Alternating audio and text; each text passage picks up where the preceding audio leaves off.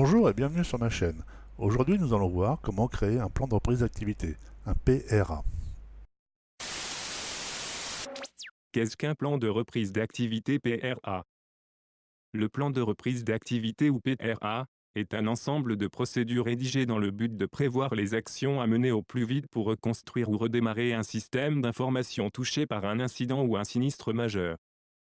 Il est rédigé en tenant compte de tous les facteurs susceptibles de provoquer un incident majeur sur l'infrastructure du système d'information: incendie, inondation, panne logicielle, panne matérielle, vandalisme, problème de sauvegarde, perte de données, ou encore une erreur humaine, une cyberattaque ransomware, phishing.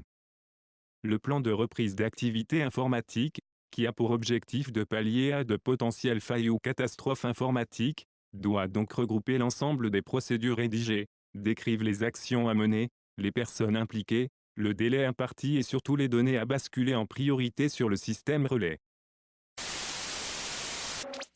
Voilà, donc là je reprends la main. C'était un FAQ, c'était juste pour faire une simulation d'attaque. Allez, on se fait plaisir. Donc voilà, donc comme vous avez pu l'entendre en quelques mots, l'utilité d'avoir un plan de reprise d'activité. C'est quelque chose qui n'est pas anodin. Les problèmes, c'est tous les jours. Que ce soit des problèmes matériels ou que ce soit des problèmes liés à des virus ou des attaques informatiques, euh, personne n'est à l'abri de rencontrer des soucis qui peut être très embêtant concernant le fonctionnement de l'entreprise. Donc là, moi, concernant le plan de reprise, je vais vous montrer un petit peu ce que j'ai mis en place et je vais vous faire voir ce qu'on retrouve souvent dans les installations, dans les petites structures. Donc ce tuto s'adresse vraiment aux petites structures de quelques postes, hein. Les grosses infra, elles ont tout ce qu'il faut, elles ont leur SS2I, elles ont leur service informatique, donc c'est pas pour eux et c'est pas les mêmes budgets, donc rien à voir. Donc moi, ce que je vais vous proposer, c'est un système de redémarrage d'activité euh, que j'ai mis en place et où j'ai eu justement un jour un problème et j'ai pu relancer mon système d'information très rapidement, je crois, je vais pas vous dire de bêtises, en moins de 2 heures, hein. C'est quelque chose qui n'est pas négligeable. Donc voilà, donc ça c'est les structures qu'on rencontre souvent. Enfin, c'est une caricature, hein. Tout le monde n'est pas comme ça, c'est une caricature sur des petites structures qui ont 2, 3, voire 4, 5 postes. Euh, donc ce sont des installations, je dirais, souvent en workgroup. Hein. Donc le workgroup, ça a le mérite de s'installer très facilement. Ça ne nécessite pas d'avoir des grosses compétences en informatique. C'est du réseau, on branche et le DHCP, ça fonctionne tout de suite. Et ça a le mérite d'avoir aucune sécurité. À, à mon goût personnel, hein. Donc le workgroup, ça s'arrête à la maison et c'est pas la peine de mettre ça en entreprise. C'est quelque chose que je trouve à moins d'avoir quelqu'un qui sur place, qui gère les mises à jour, qui s'occupe de tout du parc informatique. Donc je dirais ça sera la partie acceptable du workgroup, hein. Mais bon, c'est un environnement qui a besoin d'être constamment surveillé et maintenu. Souvent, on peut retrouver des serveurs en Red 1 hein, sur des petites structures, mais malheureusement, on retrouve souvent des postes de travail servant de serveurs, hein. Ça existe encore, hein. Faut être conscient, hein. Faut savoir qu'aujourd'hui, on a quand même une nouvelle réglementation, le RGPD, qui a été mis en place, hein, qui demande à tout le monde de faire des efforts de sécurité, de gestion de parc. Et voilà, donc ça nécessite quand même un petit peu d'investissement matériel et humain. Selon la structure, on peut limiter le coût et bon, c'est ce que je vais vous proposer dans ce tuto. Donc voilà moi le type de structure que je mettrais en place sur des petites entreprises qui n'ont pas forcément les moyens d'investir sur des serveurs en double capacité avec des réplicas, etc. Enfin bon bref, des grosses installs qu'on retrouve souvent dans des grosses infra. Donc c'est pas le but du jeu. Là le but ça s'adresse à des petites entreprises qui ont 3, 4, 5 postes, je dirais peut-être un peu plus si c'est monté dans un domaine. Et voilà un petit peu moi comment je fonctionne, hein.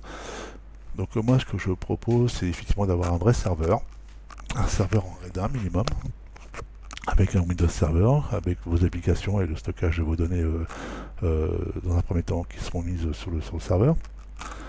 Ce serveur va envoyer ses sauvegardes de données sur un serveur NAS.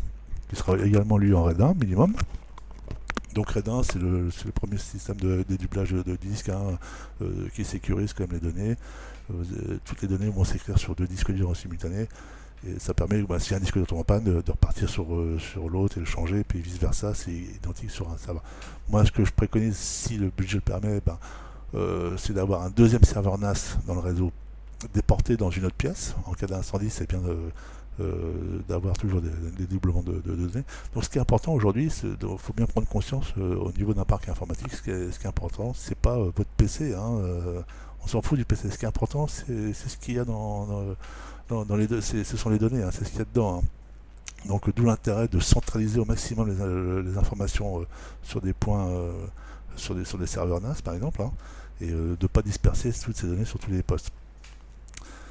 Donc un serveur NAS minimum 2 conseillers avec un deuxième déporté ou sur un cloud. Donc le tout bien sûr, que ce soit le routeur, la box, le switch, les serveurs NAS et le serveur principal, tout ça ondulé, ça c'est hyper important. Je préconise quand même aussi l'installation d'antivirus sur tous les postes, que ce soit serveur et poste client. Après, voilà, moi je préconise quand même des antivirus officiels, les antivirus gratuits, je ne sais pas ce que ça vaut, je ne prendrai pas la responsabilité de mettre ça sur un réseau informatique. En plus, maintenant, moi, depuis quelques années, j'utilise une supervision. Donc, que j'ai 3 postes ou 10 postes, j'installe ma supervision. C'est un outil incontournable aujourd'hui pour moi. Je vous laisserai le découvrir. J'ai fait une petite vidéo dessus. Vous verrez ça. C'est quelque chose à mettre en place qui est pas négligeable. Donc, ça s'adresse plus aux informaticiens. Donc voilà, comment je fonctionne, c'est très simple. Donc moi, sur mon parc informatique, j'ai mon poste de travail qui va être un peu plus musclé que les autres. Ce poste-là, lui, il va être par exemple avec un SSD 16 Go de RAM, un truc qui tourne un petit peu, qui booste un petit peu, un i5 minimum, plus si le budget le permet. Je vais utiliser 2 produits.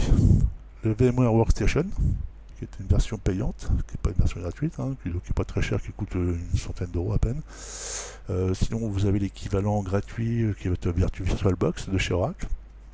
Donc ce sont des applications qui vont permettre de gérer des machines virtuelles. Après, ce que je vais utiliser, c'est ce qu'on appelle le VMware Converter. C'est un logiciel qui est gratuit, qu'on télécharge chez VMware. Après, c'est inscrit, vous pouvez le télécharger. Et cette application vous permet de créer des machines virtuelles. C'est-à-dire que vous allez pouvoir créer une machine virtuelle à l'identique de votre machine physique. Donc c'est quelque chose de vraiment intéressant, dans le sens où imaginons que votre serveur, votre carte mère tombe par terre, que la lime grille, je sais pas, on peut imaginer tout type de panne, une attaque informatique, etc. Voilà, donc le but, c'est que si cet élément-là est hors service, le but du jeu, c'est de pouvoir relancer ma machine virtuelle de ce poste-là et ralimenter le réseau informatique. Bien sûr, avant, il faut injecter les données.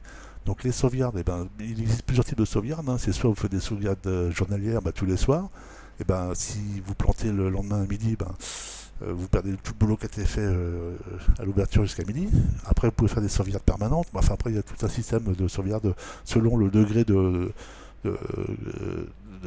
selon le degré que vous jugez d'importance sur vos données et le travail que vous avez en place.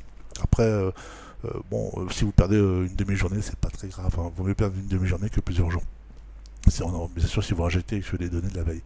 Donc voilà, après, la gestion des sauvegardes, c'est à vous de déterminer, c'est selon les besoins. Donc là, c'est la partie. Donc une fois que vous utilisez mon Workstation, vous le lancez et vous avez votre serveur. Donc votre serveur, vous le mettez en bas de page et vous retravaillez sur ce poste-là. C'est totalement transparent. L'utilisateur ne voit strictement rien. C'est vraiment superbe. Après, voilà. Donc concernant l'installation du réseau par lui-même, effectivement, comme je disais tout à l'heure, c'est le Worksgroup. C'est pas quelque chose qui est sécurisé. Donc le Worksgroup, je dirais sur quelques postes vraiment très réduits, c'est bien s'il y a quelqu'un qui derrière s'occupe des mises à jour, etc. Que ce soit mises à jour de Windows, tout ce qu'il y a à faire, de l'entretien classique. Donc ça, c'est quelque chose à déterminer avec avec l'employeur ou avec, je dirais, avec une entreprise extérieure d'informatique qui fait de la maintenance, je sais pas. Enfin, voilà. Le Workgroup, c'est quelque chose qu'il faut pas négliger. C'est pas quelque chose qu'on installe et qu'on laisse dans un coin. Faut quand même, je pense qu'il y a vraiment un suivi. Après, moi, je préconise quand même l'installation d'un petit domaine. Bon, vous allez me dire, ouais, moi j'ai 5 postes, je vais pas installer un serveur avec un domaine, voilà, effectivement. Mais aujourd'hui, franchement, quand on se renseigne, du coup, les coûts c'est plus les mêmes qu'il y a quelques années, hein. Ça coûte vraiment, moi je trouve que c'est pas très cher, hein, pour sécuriser son entreprise et pour avoir quelque chose de performant. Voilà, donc aujourd'hui, l'informatique c'est devenu un outil incontournable. Je vois pas comment on peut se passer pendant 3-4 jours, voire plus, sans informatique, hein. Plus d'informatique, plus de données, plus d'informations, plus rien. Après, selon l'activité qu'on fait, effectivement, on peut en avoir plus ou moins besoin. Mais je dirais aujourd'hui, une entreprise qui fonctionne avec des données en permanence, elle a besoin de son informatique, hein. Donc voilà. Donc effectivement, je préconiserais plus l'installation d'un domaine. Le domaine, bah, ça va gérer vos utilisateurs, les mots de passe, les applications, les mises à jour de Windows, etc. Enfin, ça n'a que des avantages. L'autre avantage, c'est que si vous avez vous pouvez avoir un petit contrat de maintenance qui va gérer à l'année, si vous n'avez personne pour le faire en interne, mais vous pouvez prendre un petit contrat de maintenance avec votre prestataire. L'avantage, c'est qu'il fait de la prise en main à distance et voilà, c'est pas très onéreux. Ou alors vous fonctionnez au coup par coup, c'est selon les prestations, comment fonctionnent vos prestataires.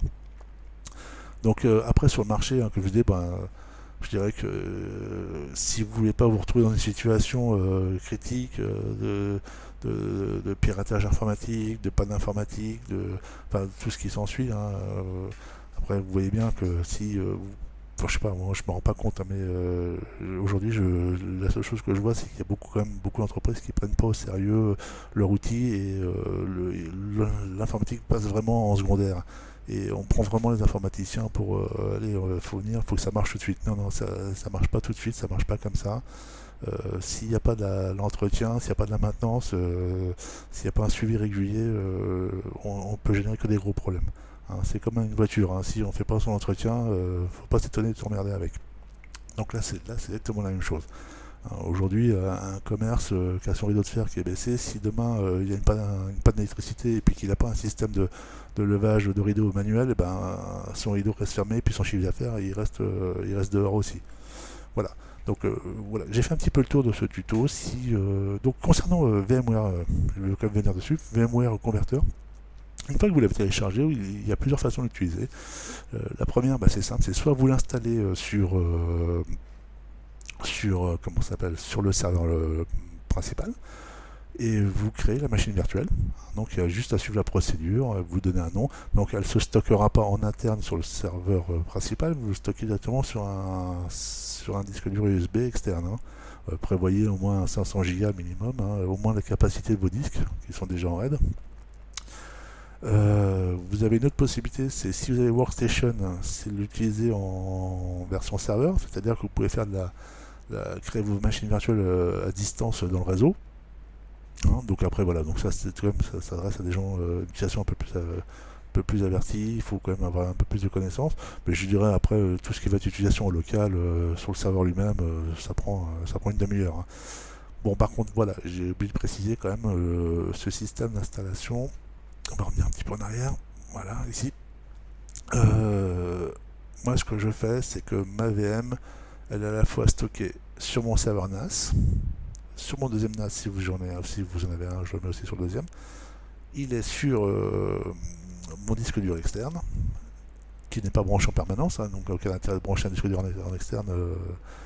Parce que le jour où il y a un virus, c'est pas tout le monde, toutes les machines, tout ce qui est connecté est plombé. Et j'en ai une là-dessus. Donc le seul inconvénient, c'est que le jour où j'ai des mises à jour de Windows, des mises à jour de l'application ou je ne sais quoi, bah, le seul inconvénient, c'est que ça m'oblige à recréer une machine virtuelle, hein. Donc voilà, c'est la seule contrainte. Créer une machine, ça prend une demi-heure selon l'espace occupé sur les disques. Voilà, c'est une demi-heure, mais qu'est-ce que c'est qu'une demi-heure au niveau de la sécurité, c'est pas grand-chose vu si l'entreprise sont parties, vous pouvez redémarrer. Bien sûr, vous allez me dire, ouais, mais moi, tout mon réseau était... Par exemple, ça me dit, ouais, il me dit, ouais, oui, moi, tout mon réseau est par terre, j'ai plus aucune machine, même ta machine de travail, c'est mort. Bon alors voilà, donc je dirais qu'on a tous un PC chez soi, selon le degré d'urgence, on a toujours moyen d'avoir un PC sur lequel on va pouvoir télécharger, réinstaller un workstation ou un VirtualBox, et vous allez pouvoir, avec votre disque dur externe qui n'est pas branché en permanence sur votre PC, euh, relancer votre système d'information. Et c'est vraiment accessoire, hein. Je dirais le temps de pouvoir remettre et rajouter les données et revenir en arrière si jamais vous êtes tombé sur un ransomware, ça vous permet de revenir en arrière et faire attention. Bon, après, si c'est des pannes matérielles, c'est autre chose, hein, mais bon, même les pannes matérielles peuvent être palliées par la machine virtuelle. L'avantage de la machine virtuelle, c'est qu'elle ne tombe pas en panne, hein, sauf si vous la supprimez. Voilà, j'espère que ce petit tuto va vous donner des idées de mise en place. Euh, Si vous avez des questions, bah, n'hésitez pas, hein. Si je peux y répondre, ça sera avec plaisir. Et voilà, donc je vous dis à très bientôt et je vous remercie d'avoir suivi ce tutoriel concernant le plan de reprise d'activité. Et je vous dis à très bientôt. Merci, au revoir.